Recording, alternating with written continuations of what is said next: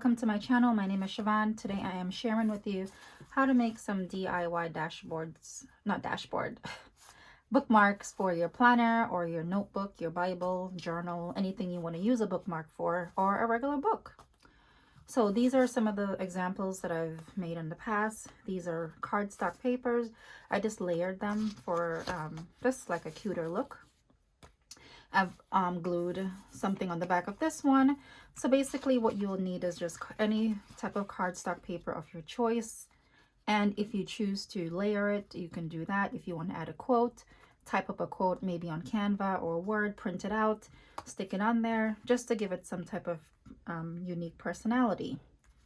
You can also use vellums. If you're using vellum, you'll have to glue it to a thicker cardstock paper. You do need some form of cardstock because you don't want to use like flimsy paper because it's not going to be as sturdy as you would like.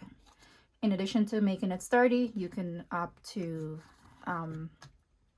laminate them. I'm not a big fan of laminating anything, so I love to look at it and feel the texture of the paper. I don't like that glossy laminated look, so this is why I leave mine the way it is.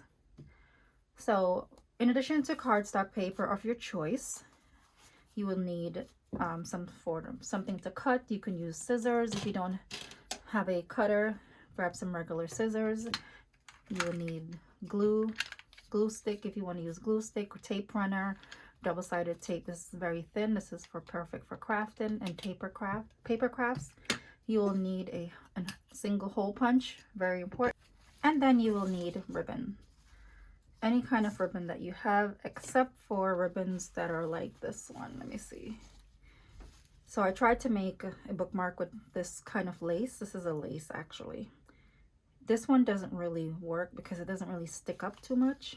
This one was okay. I actually love this. This is my favorite kind of ribbon to use because I love that lacy feel, and that's why I tried to use this. So maybe if I kind of double it, that would be like the only way for it to really stick, but you can experiment with that, doubling it up. So I've already cut a few pieces for you. Oh, if you want like a measurement reference of what size I made these ones. So these are around 5 by 3.5. Sorry.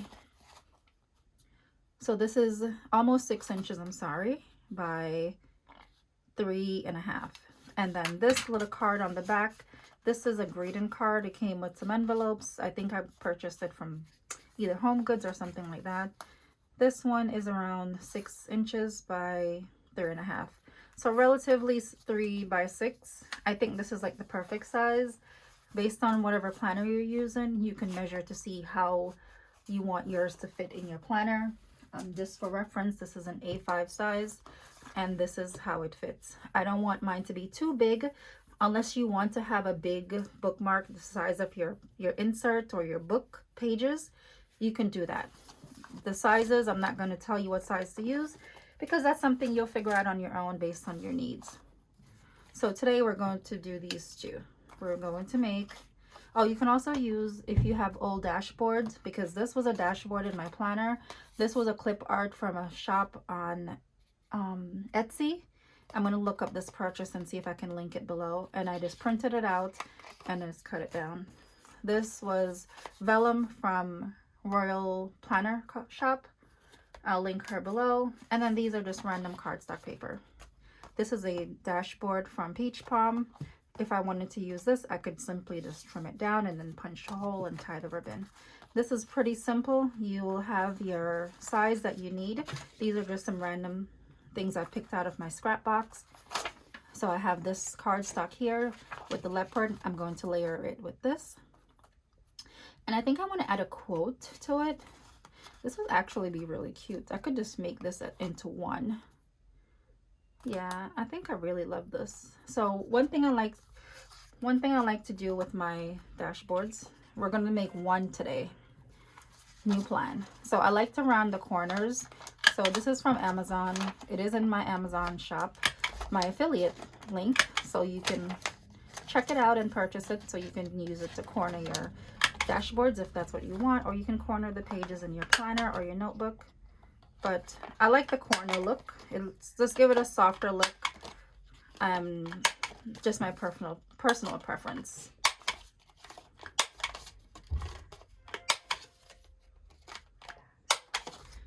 So if you don't know, this Chanel card is from a store. I like to go to stores.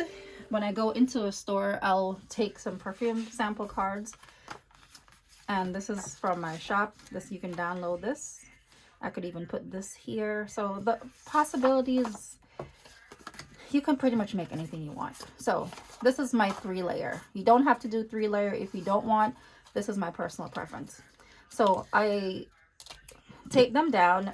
This way I have some type of security on it, and I don't want to tape down the whole thing because I still want it to be able to kind of like flap a little bit. So you can put 1 or 2 pieces of tape. I was going to say slices of tape. I think I'm hungry. And then you just layer it the way how you have it, the way how you want it.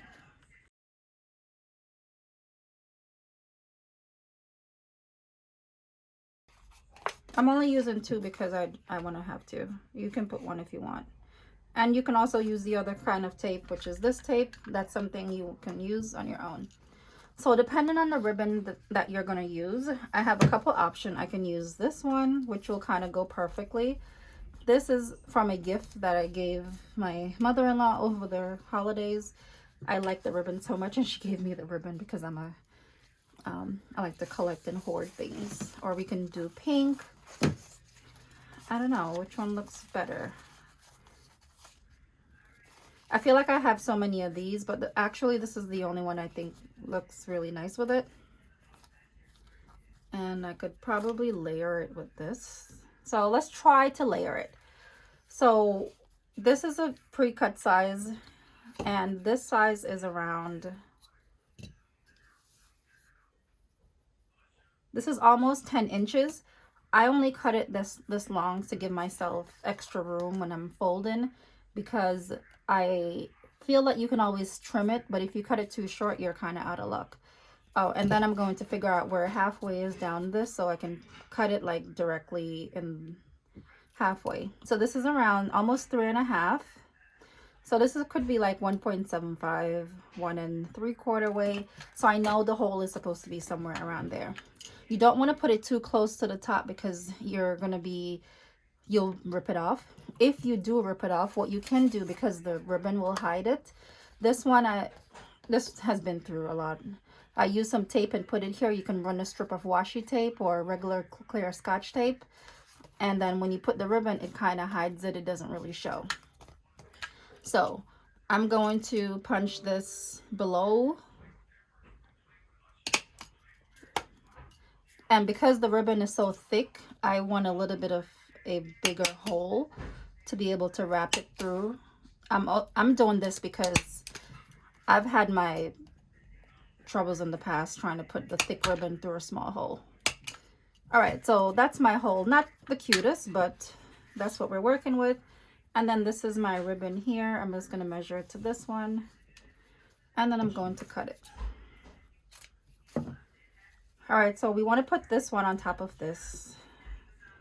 So we're making it like a double layer. I don't know if this one is going to stick. I think I'm just going to do this regular one for now because it's very, I like this better. Once I get a little bit more advanced, we can do it that way. So this one is not that easy to fold. If you have one that was easier to fold, I'm going to do with this one and show you how.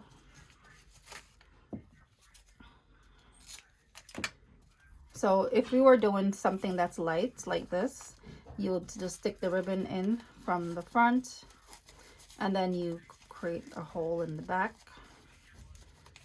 and then you stick the cut side into the side that's the loop, and then you'll just kind of pull it, but be gentle because you don't want to rip the hole.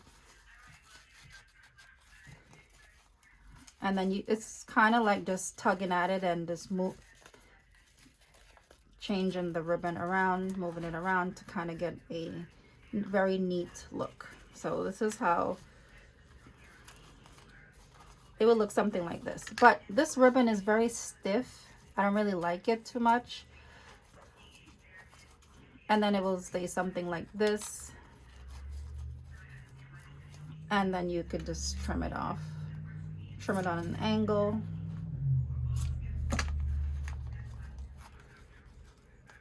And then this is the bookmark. But I don't like this ribbon. I'm just showing you one way of looping it in.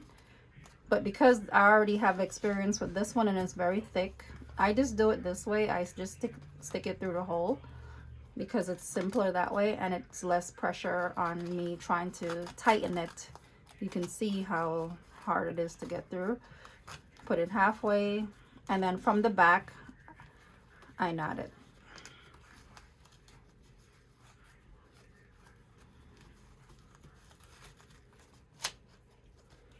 So when you're knotting it in the back, you can pull it to make it a little bit tight, but you want to make sure you're turning the ribbon to your front side. If your ribbon has like two separate sides that have a different look, like if you're using a ribbon that has words on it, you want to make sure the words are in the front.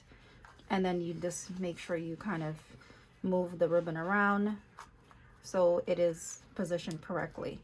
I'm not doing it like overly tight, but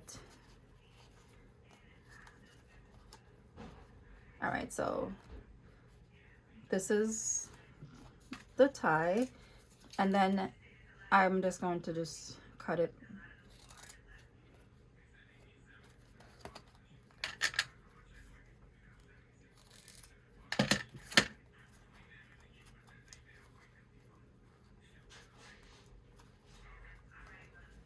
And then this. So this one is easier to shape because the ribbon is thicker, but play around with it. So this is the bookmark we made, and I put it in. You can put it lower if you want. Make sure this is at the top, and there you go. And you have your bookmark.